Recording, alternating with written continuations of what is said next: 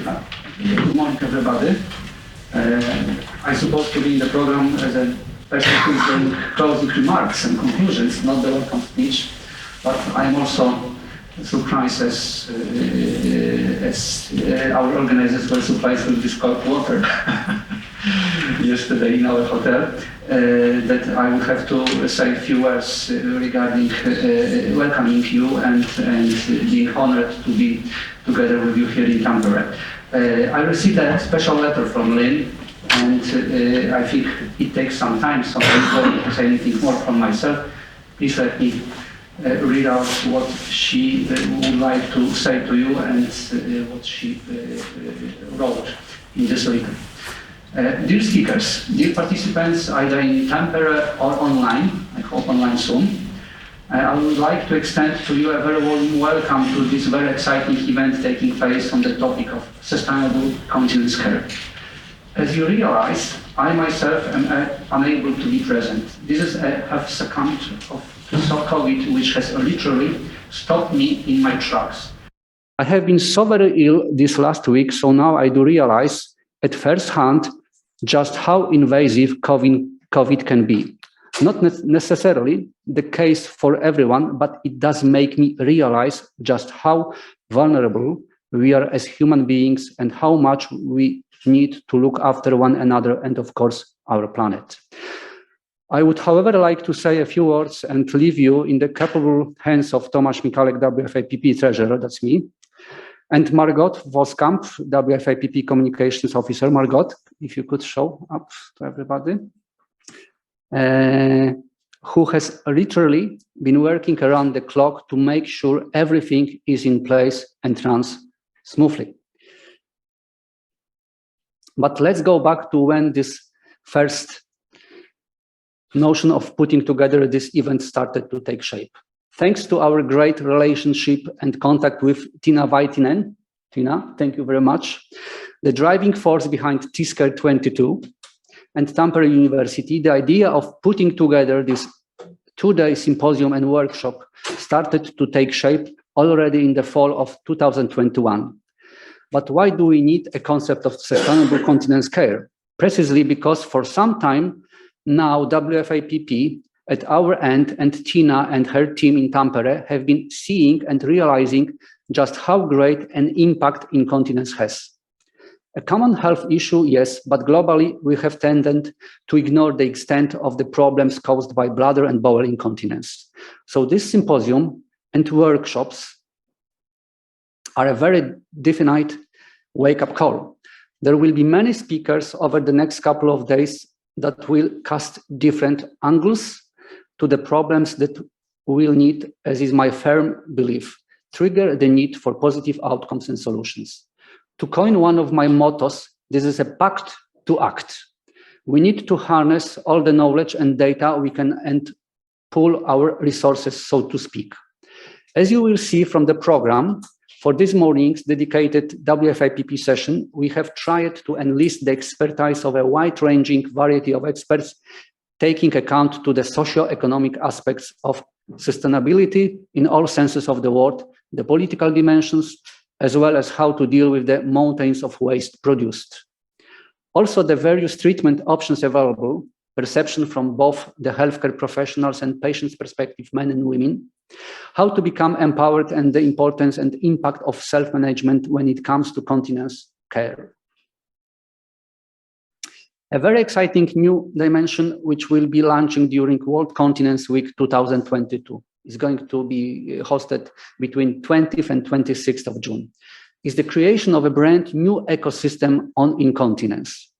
There will be a presentation this morning about just what an ecosystem entails, and of course, how you can all become part of such an ecosystem, how we can all join the dots, so to speak, and become part of this innovative ecosystem. We will hear just now the EU can help transform healthcare in Europe. WFIPP is very closely aligned with Brussels, and I am myself hold a number of positions where we can have a very definite say in helping to determine policies and lobby for action, access and awareness throughout Europe and beyond. WFIPP has grown from strength to strength And indeed, the various scientific societies have recently recognized the value, role, and indeed impact of this patient-centered global platform. We have an official role now within the European Association of Urology as the official functional urology representative within the EAU Patients Advisory Group, the EPAC. In fact, the EAU is very much committed to placing incontinence firmly on the agenda as priority. You will hear more about that this afternoon from Professor Eamon Rogers, chairman of the newly formed Patients Office. I don't know if Professor is already with us. Maybe he will be online.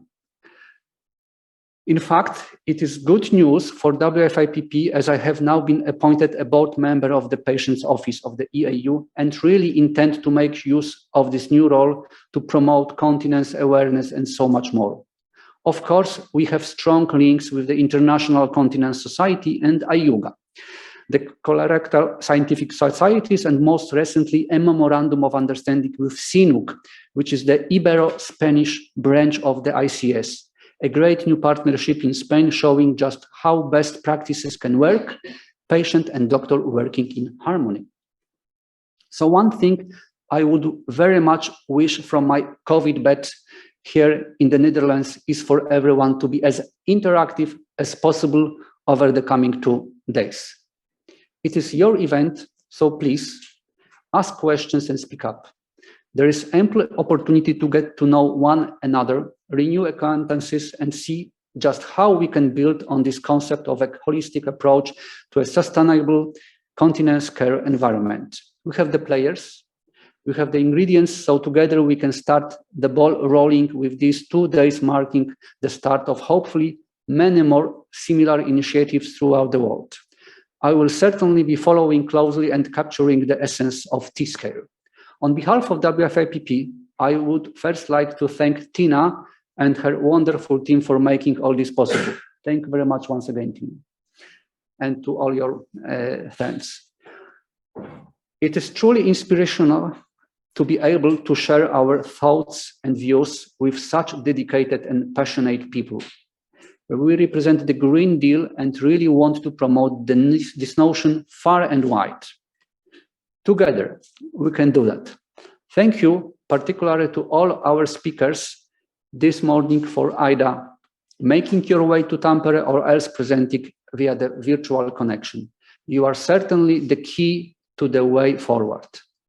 Also, please be aware of upcoming WFIPP events like World Continence Week, the 3rd week of June. We are working on the toolkit, which will be available shortly on the WFIPP site. Also, the prestigious European Association of Urology Patient Day on 4th of July, 2022, during the EAU Annual Congress in Amsterdam. All details will be on the WFIPP website soon.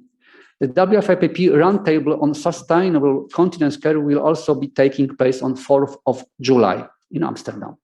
This is an entirely new event under the auspices of the EAU.